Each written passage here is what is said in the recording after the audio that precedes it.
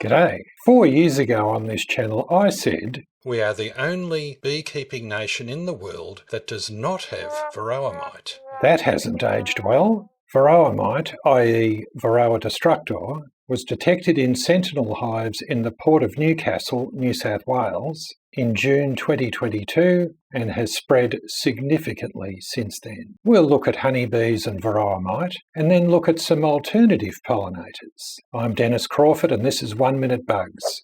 Varroa mite only affects honeybees, Apis mellifera, the European honeybee, but luckily it doesn't affect native bees. Those bees will continue to visit our gardens. In this video, I'm not going into detail about native bees and how to encourage them. I plan all that for a future video. Varroa mites can spread by hitching rides on adult honeybees, as you can see in this image here, or by the movement of infested hives. The mites breed within beehives, feeding on bee larvae and pupae. This image shows Varroa mite on a European honeybee larva.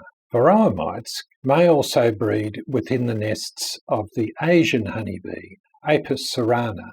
This invasive bee has become established in the Cairns area of North Queensland. Importantly, we know that Varroa mites will reduce the feral honeybee population by about 90%, possibly even high as 95%. And what I mean by feral honeybees is I mean honeybee nests that are not managed, that are not in hives. We know this will happen because of the New Zealand experience.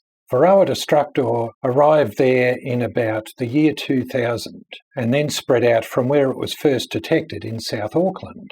Wherever Varroa mite became established in New Zealand, the feral honeybee population collapsed soon after.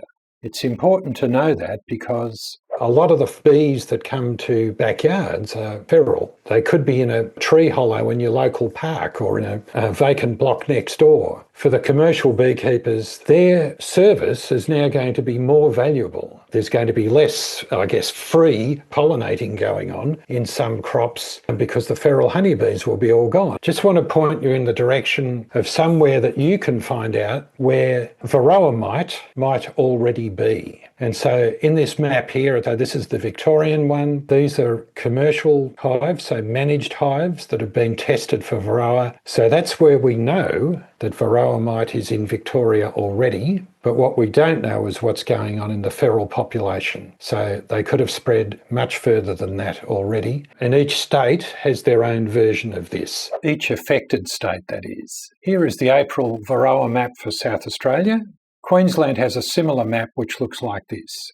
The New South Wales Varroa map hasn't been updated since about September 2025 because it's accepted that Varroa mite has spread throughout New South Wales and the ACT. I'll put links to these maps in the description below. But from a backyard point of view, there are many other pollinators. They could be beetles, they could be wasps, they could be flies, they could be butterflies. So there's an example of each of those. You'll see the beetle at the top there has got pollen grains around its head and its antennae and front legs and also around its rear end. Insects are only going to flowers to feed on pollen or to feed on nectar or both, and in the case of bees to collect the nectar and pollen to provision their nests. The thing to remember is all these insects are visiting flowers to feed on or collect nectar and pollen. They're not going there to pollinate. From the insect's point of view, that's purely accidental, but not from the flowers. They're attracting them in for this to happen. And if we look on the bottom left, there's a wasp. It's a sand wasp. It's covered in lots of very fine hairs, fine white hairs. Down the bottom is a champion pollinator. It's a blowfly.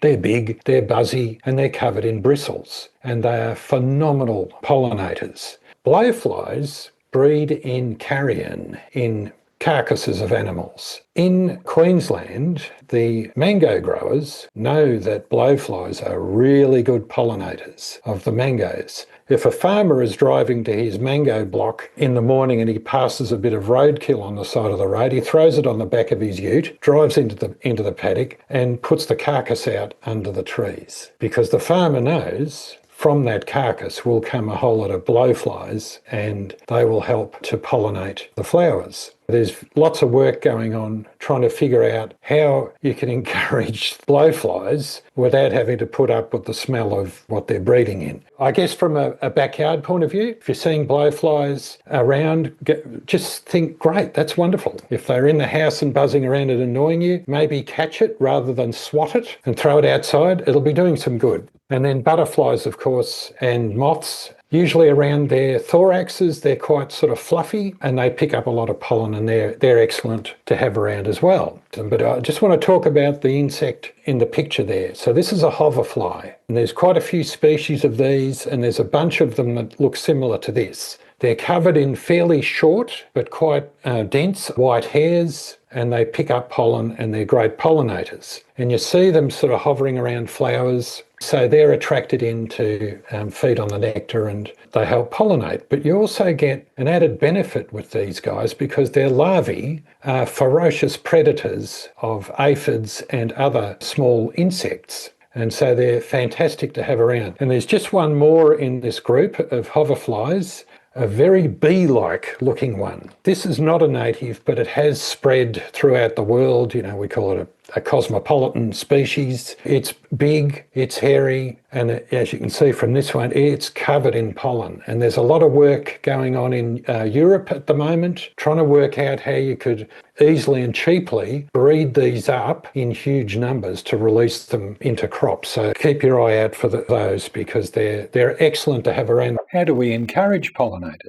Well, obviously flowers, depending on what it is, they need different shaped flowers. They might be attracted to particular colours. They might be attracted to particular sizes of flowers. And then some insects are around in some seasons, but not others. So in a garden, if you've got a variety of flowers, if you've got something flowering in most of the seasons, because insects are pretty active, apart from the dead of winter in Southern Australia. But in most seasons, some insects are out and about looking for nectar and pollen. Another thing you can do is providing water and shelter. I mean, if you've got bird baths around, that's probably enough. They'll find it. And then shelter, just somewhere for them to roost at night, so shrubs, bushes. But if you've got the lawn with the single tree in the middle of it, not so good. Tolerance is something that we need to learn as gardeners, because if you're trying to attract insects in, you might think, I'm going to attract some undesirables. That's probably true, but we'll end up with a balance. And of course, minimising chemical use. I mean, that's a bit of a no-brainer. Don't reach for the spray. I have heard on a Facebook gardening group